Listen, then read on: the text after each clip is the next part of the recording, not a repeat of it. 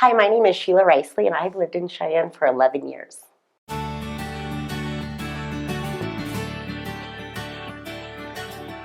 I love living in Cheyenne because of the small sense of community that is available here.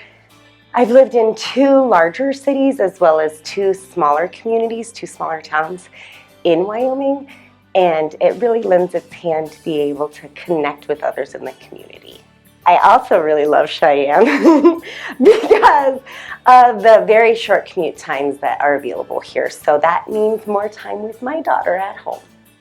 Another reason I love living in Cheyenne is because of the close access to a lot of the state and national parks. Just 30 minutes outside of town, we've got Curt, Gowdy, and Vedauwoo, where you can go hiking or biking, fishing, all sorts of fun outdoor activities to do.